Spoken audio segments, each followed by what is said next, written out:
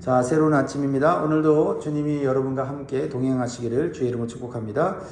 마태복음 14장 22절에서 36절 말씀으로 오늘도 주시는 교훈을 기도 제목으로 받고 우리 같이 나눕니다.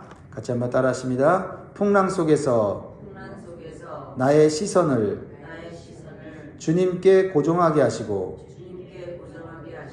주님의 옷자락이라도 붙잡게 하소서.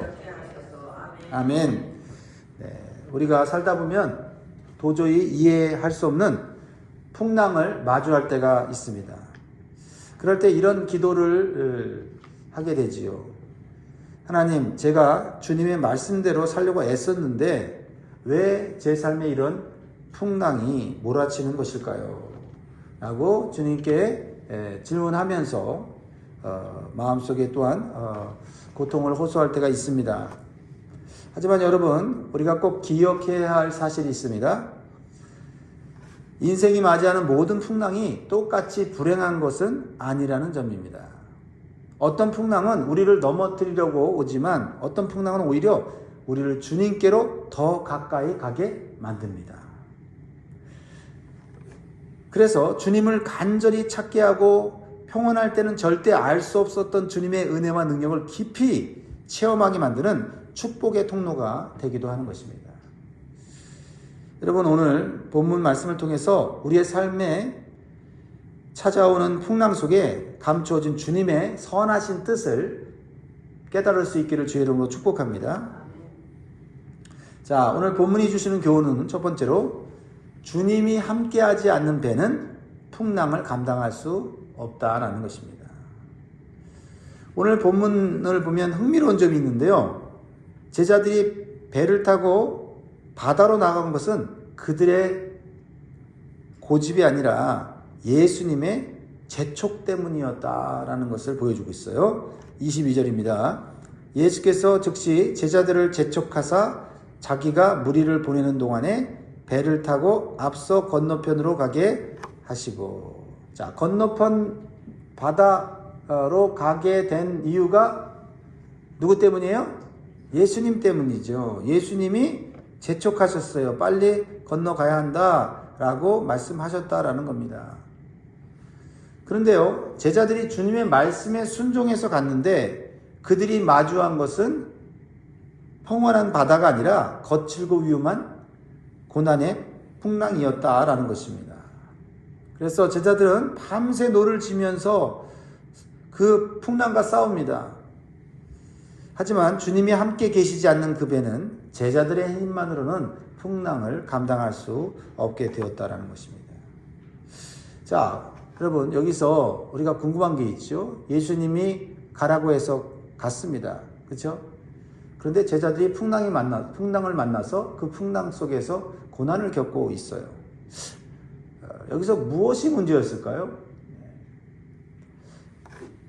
예수님이 그 배에 함께 계시지 않았다는 거죠. 그러면 제자들은 왜 예수님께 묻지 않았을까요? 예수님, 왜 우리와 함께 가지 않습니까? 라고 묻지 않았다라는 것입니다. 어쩌면 그들은 평온한 바다를 보면서 예수님 없이도 이 바다를 건널 수 있다라고 생각했을 겁니다. 그리고 자신들의 경험상 지금 바다는 자신들의 능력과 지식으로 충분히 건널 수 있다고 판단했던 것입니다. 자신들의 지식과 경험을 믿은 거지요. 그러나 갑자기 예상치 못한 풍랑이 일어나자 그들은 당황하고 놀라서 감당할 힘조차 없게 되었다라는 것입니다. 우리의 인생도 이러할 때가 있다는 거죠.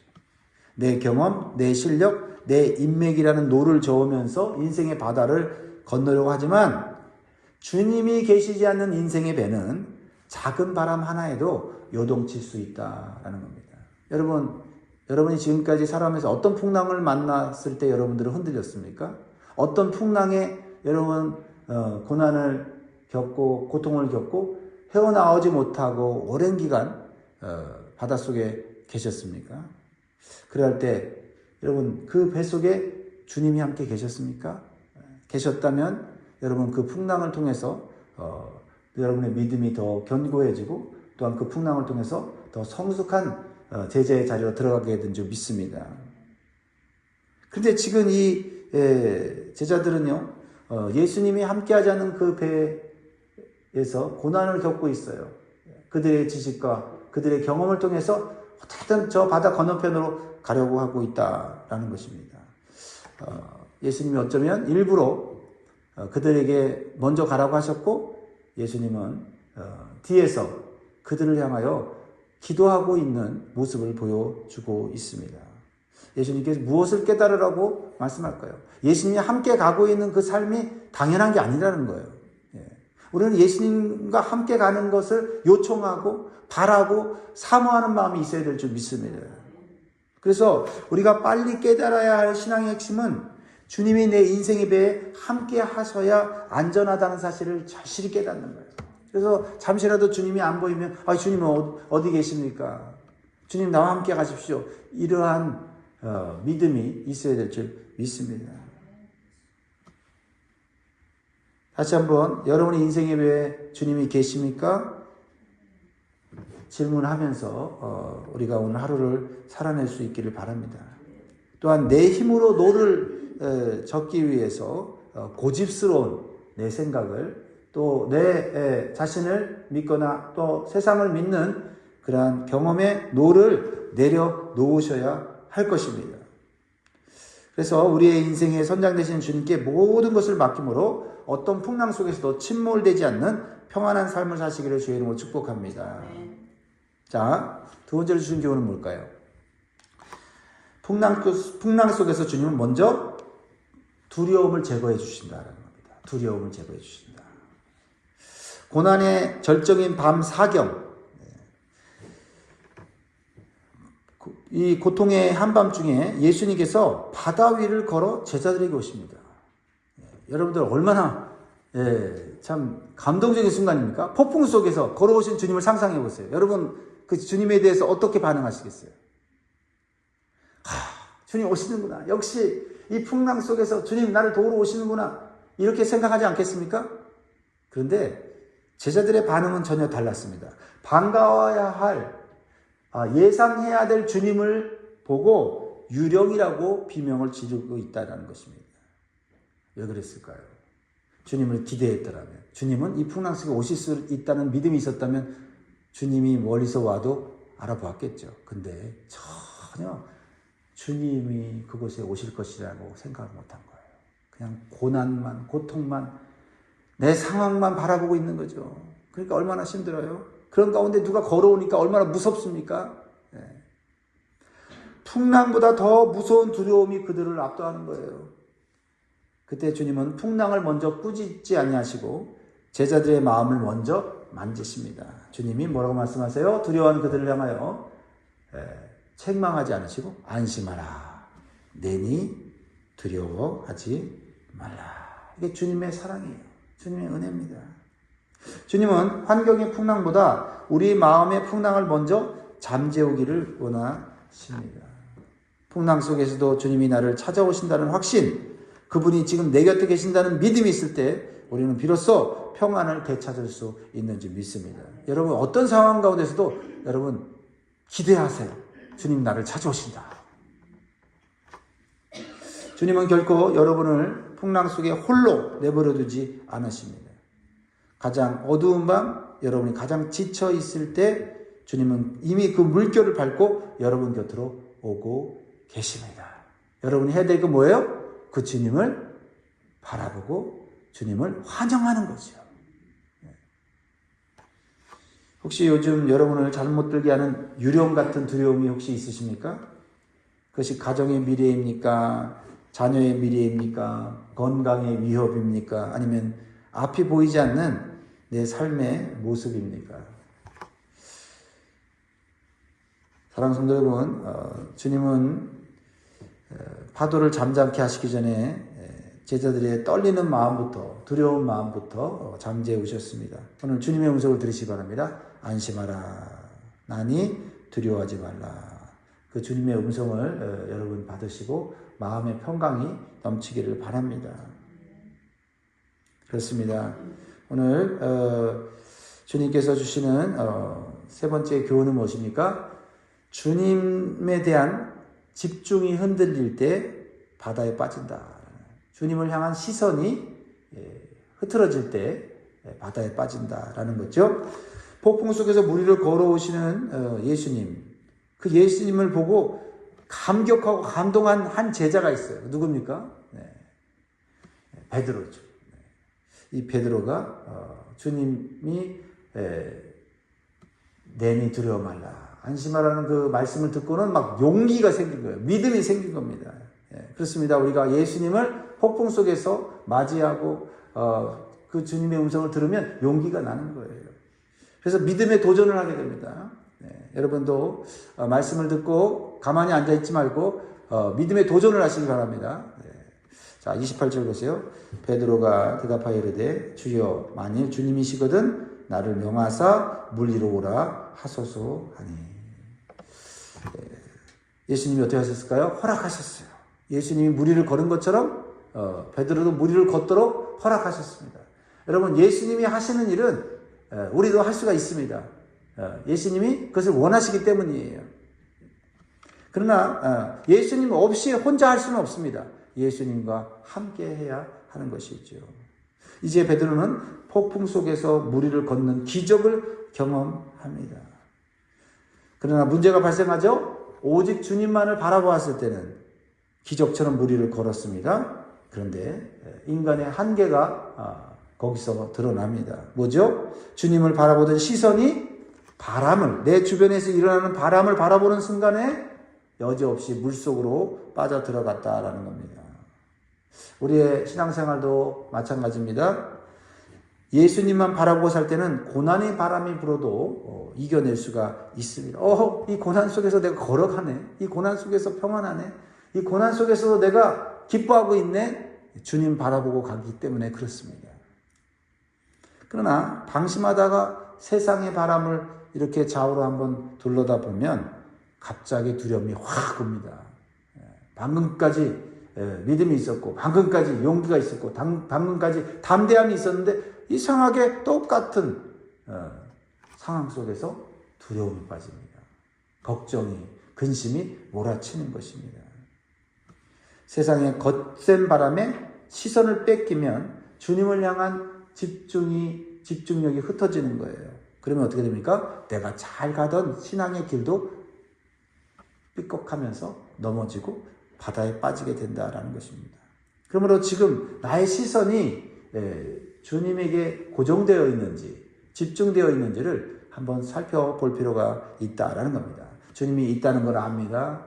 주님의 능력이 있다는 것도 믿습니다. 근데 시선이 다른 곳으로 갈 수가 있지. 그래서 베드로는 물속에 빠져들어가면서 주님께 요청을 합니다. 그래도 믿음이 있죠? 빠져들어갈 때 어떻게 해야 돼요? 기도해야 합니다. 30절 같이 있습니다. 시작. 바람을 보고 무서워 빠져가는지라 소리질러 이르되 주여 나를 구원하소서 하니.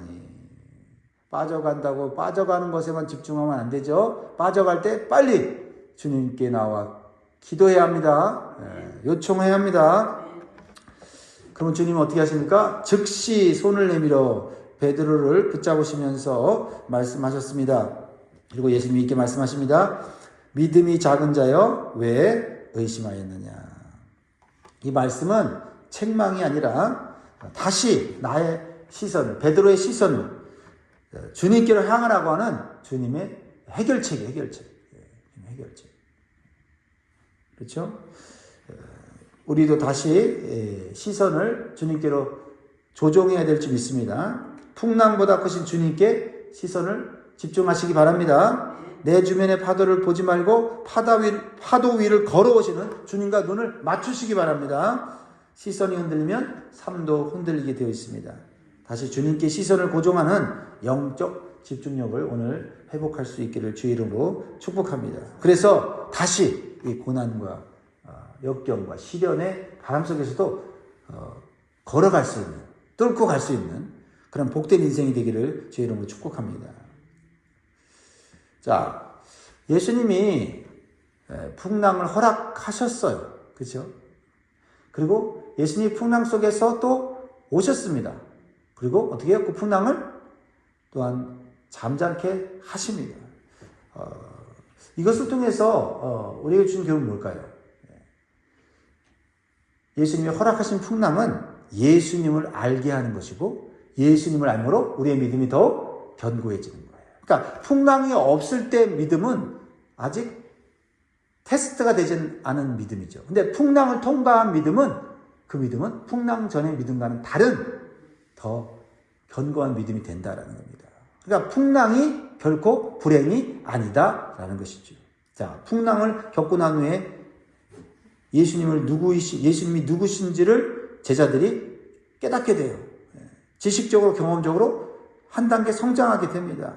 그렇죠? 뭐라고 얘기합니까? 그들이 자 32절에 배에 함께 오름에 바람이 그치는지라 33절 시작 배에 있는 사람들이 예수께 절하며 이르되 진실로 하나님의 아들이소이다 하더라. 풍랑 전과 풍랑 후가 다르죠?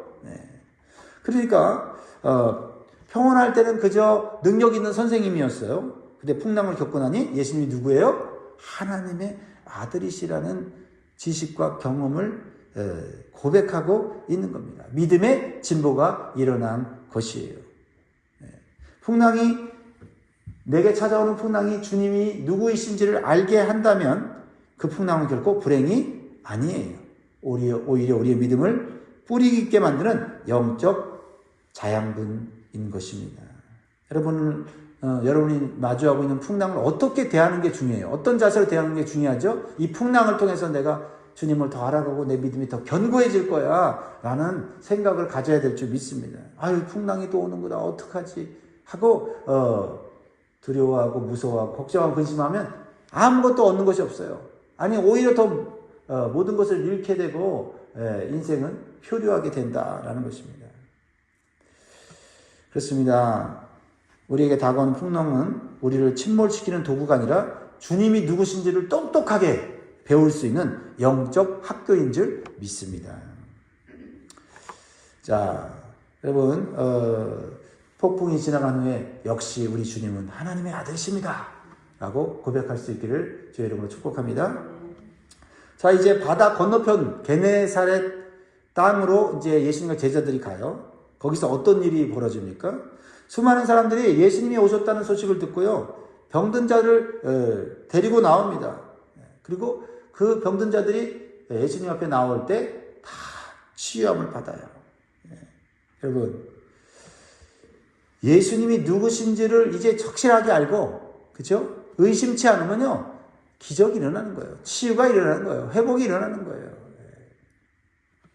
그리고 심지어는요, 예수님에 대한 능력을 신뢰하게 되면요, 예수님 손, 예수님 발, 예수님 몸 되지 않아도 예수님의 옷자락 하나만 내가 붙잡을 수만 있어도 낫는다는 믿음이 생긴다는 거죠.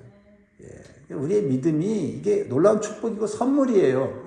상황이 문제가 아니라 예수님에 대한 신뢰가 커지면 우리는 예수님 그림자라도 나를 살릴 수 있다는 믿음이 생기는 거예요. 36절 읽고 마무리합니다. 시작. 다만 예수의 옷자락에도 손을 대게 하시기를 간구하니 손을 대는 자는 다 나음을 얻으니라. 이 병자들이 고침을 받은 이유는 뭐예요? 예수님의 능력을 조금도 의심치 않았다는 거예요. 그리고 심지어는 수많은 병자들이 예수님께 있으니 예수님에게 가까이 가기가 어렵죠. 그럼에도 불구하고 우리는 예수님 옷자락만 붙잡아도 좋으니 예수님 옷자락만 허락해 주세요. 그런 믿음이 있으니 어떤 병이라도 낫는 거 아닙니까? 예수님은 인색한 분이 아니세요. 온몸으로 자신의 모든 능력을 나눠주기를 원하시는 분이세요. 그래서 우리가 할 일은 뭐예요? 그분의 옷자락을 붙잡는 심정으로 나아가는 거예요. 주님, 저는 연약합니다. 주님의 도움이 절실합니다 하는 이 단순한 믿음, 그렇죠? 주님이면 모든 게 할 수 있어. 주님 근처만 가도 돼. 이러한 믿음이 있어야 한다는 것입니다. 여러분, 우리 주님은요, 우리에게 손, 발, 몸 뿐만 아니라 옷자락까지 내어주시는 주님입니다. 할렐루야. 우리 주님, 사랑의 주님, 은혜의 주님이십니다. 자, 오늘 말씀은 맺겠습니다. 오늘 여러분의 배를, 인생의 배를 뒤흔드는 풍랑은 무엇입니까? 그 풍랑에 집중하지 마십시오. 그 풍랑 속에 나를 찾아 걸어오시는 주님을 바라볼 수 있는 영적인 시각, 영적인 눈이 있어야 될 줄 믿습니다. 그거면 되는 거예요. 그리고 주님이 나에게 찾아오셔서 안심하라, 내니 두려워하지 말라라는 말씀을 듣게 되면 우리는 이 세상을 힘있게 능력 있게 살아가게 될 줄 믿습니다. 기도하겠습니다.